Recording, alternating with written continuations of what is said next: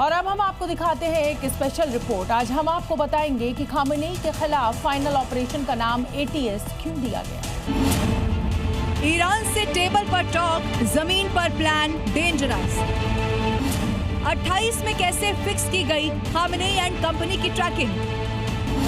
Khamenei के meeting room से bunker तक मौत का पूरा प्लान। ATS खामेनेई का डेथ कोड। ईरान के खिलाफ अमेरिका और इजराइल की जंग के 48 घंटे से ज्यादा बीत चुके हैं, लेकिन अभी भी दोनों तरफ से बमबारी जारी है।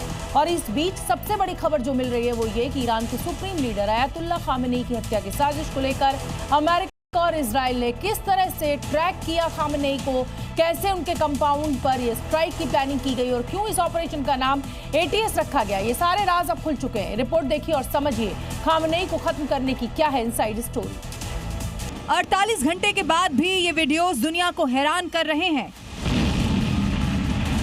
आखिर कैसे अमेरिका इजराइल की एजेंसियों ने ईरान के supreme leader Ayatollah Ali Khamenei की सटीक लोकेशन पता लगा ली। इतना सटीक सर्जिकल स्ट्राइक आखिर कैसे मुमकिन हुआ। 60 सेकंड के भीतर कैसे पूरी बिल्डिंग को बंकर समेत उड़ा दिया गया, इसके पीछे की कहानी जानकर आप और हैरान हो जाएंगे। सुबह 6 बजे इजराइल के एयरबेस से टेक ऑफ के लिए रेडी फाइटर जेट्स। सुबह 7:45 पर भरी उड़ान और 2 घंटे 5 मिनट के बाद 9:40 पर हुआ अटैक। ये तो हुई टाइमिंग और खामेनेई की हत्या के प्लान का एग्जीक्यूशन पार्ट, लेकिन इसका ऑपरेशनल पार्ट कई महीनों से चल रहा था। इसमें भी आखिरी के 28 दिन यानी पूरी फरवरी में खामेनेई की मूवमेंट पर फाइनल रिपोर्ट तैयार हो गई, जिसे नाम दिया गया operation ATS। Operation ATS advance tracking system.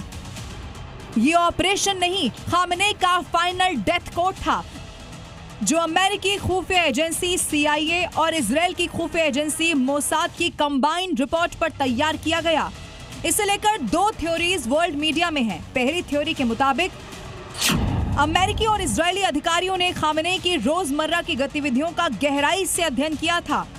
वो ये जानने की कोशिश कर रहे थे कि खामेनेई कहाँ रहते हैं, किन लोगों से मिलते हैं, कैसे बातचीत करते हैं और खतरे की स्थिति में कहाँ छिप सकते हैं। शनिवार को होने वाली मीटिंग की पक्की सूचना CIA मोसाद को मिल गई, जिसमें खामेनेई अपने सेफ कैंपस में राष्ट्रीय सुरक्षा की कोर टीम और टॉप कमांडर्स से मिलने वाले थे। मीटिंग दिन में इसीलिए रखी गई थी क्योंकि खामेनेई दिन के समय खुद को ज्यादा सुरक्षित महसूस करते थे। खामेनेई का ये सेफ कैंपस तेहरान के लाविजान इलाके में था। इस कैंपस में सुरंगों से जुड़े हुए बंकर थे, जो कि पहाड़ काटकर भीतर बनाए गए थे। आपात स्थिति में खामेनेई इन्हीं बंकर में छिप सकते थे, लेकिन मीटिंग रूम से बंकर में जाने में कम से कम 5 मिनट का समय लगता है। अमेरिकी एजेंसियों ने यह भी पता लगा लिया था, लिहाजा पूरा ऑपरेशन 60 सेकंड के भीतर पूरा कर लिया गया। इजरायली और अमेरिकी विमानों ने खामेनेई के अति सुरक्षित परिसर पर 1-2 नहीं बल्कि 30 बम गिराए थे। इसमें GBU-28 लेजर गाइडेड पेनेट्रेटर जैसे बम भी शामिल थे। ये बंकर बस्टर बम जमीन के अंदर गहराई तक घुसकर फट जाते हैं। इसकी वजह से कंक्रीट और स्टील की मोटी परतें भी सुरक्षित नहीं रह पाती। इस भारी बमबारी में पूरा का पूरा कंपाउंड जमींदोज हो गया। अमेरिकी राष्ट्रपति ट्रंप ने जून 2025 में भी कहा था, मुझे पता है खामेनेई कहाँ छिपा है, लेकिन हम अभी मारेंगे नहीं। तब खामेनेई ने भी इसी भाषा में ट्रंप को जवाब दिया था। इसी के बाद खामेनेई ने ईरान में जासूसों का एक खास नेटवर्क तैयार किया था, जो कि इजराइल के एजेंट्स का खात्मा कर सके। इस बात का खुलासा ईरान के पूर्व राष्ट्रपति अहमदीनेजाद ने किया था। जून 2025 के हमले के बाद खामेनेई को डर था कि मोसाद के एजेंट्स ईरान में फैले हुए हैं।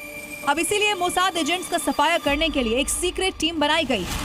जिस ईरानी एजेंट को खामेनेई की सीक्रेट टीम का चीफ बनाया गया, वो डबल एजेंट निकला। अब इसी एजेंट ने खामेनेई की लोकेशन, उनकी मूवमेंट की सटीक जानकारी को लीक कर दिया। इन 2 थ्योरीज में से कौन सी सच है, इस पर सिर्फ 2 दावे हैं। ईरान सरकार ने अभी इस पर कोई टिप्पणी नहीं की है, क्योंकि सच ये है कि खामेनेई अब इस दुनिया में नहीं है और आगे लंबी जंग की तैयारी है।